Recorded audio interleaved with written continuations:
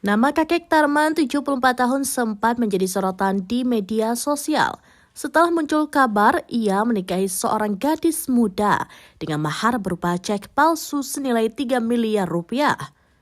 Isu tersebut semakin ramai karena disebut-sebut sang kakek langsung kabur setelah pernikahan.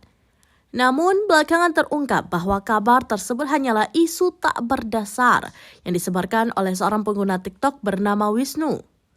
Wisnu dikenal sebagai pemilik akun @kandang_pacitan yang memiliki sekitar 21,7 ribu pengikut. Dikutip dari surya.co.id pada 12 Oktober 2025, berdasarkan profilnya, Wisnu kerap membuat konten seputar peternakan ayam, sapi hingga pertanian seperti diberitakan oleh tribunsumsel.com. Dalam sejumlah unggahan, Wisnu mengaku sebagai tetangga keluarga Sheila dan menyinggung soal pernikahan kakek Tarman dengan membawa narasi mahar cek palsu dan kabar kaburnya sang kakek. Namun setelah keluarga pihak perempuan memberikan bantahan, Wisnu akhirnya mengakui kekeliruannya dan meminta maaf di akun TikToknya. Akibat unggahan tersebut, Wisnu menerima banjir hujatan dari warganet. Bahkan salah satu akun yang mengaku keluarga Tarman menegur Wisnu secara langsung lewat siaran live TikTok.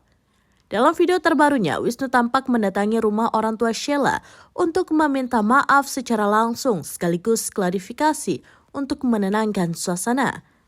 Ia juga menyampaikan secara langsung permintaan maaf di hadapan keluarga Sheila. Sementara itu, orang tua Sheila memberikan peringatan keras agar publik tidak lagi menyebarkan kabar bohong soal pernikahan anak mereka. Kalau belum tahu berita yang sebenarnya, stop. Jangan sok tahu. Oke, seperti Ganti bapaknya itu loh mas, siapa mas? Jangan bikin berita hoax caranya. Oke. Itu ya tadi sudah dikonfirmasi juga dari pihak kepolisian dan lain-lain. Stop lur ya. Beritanya ngono kuwi wis tak posting sampean lihat di video-video yang terbaru itu sudah ada rilis dari kepolisian. Ngoten nggih. Download Tribun X sekarang. Menghadirkan lokal menjadi Indonesia.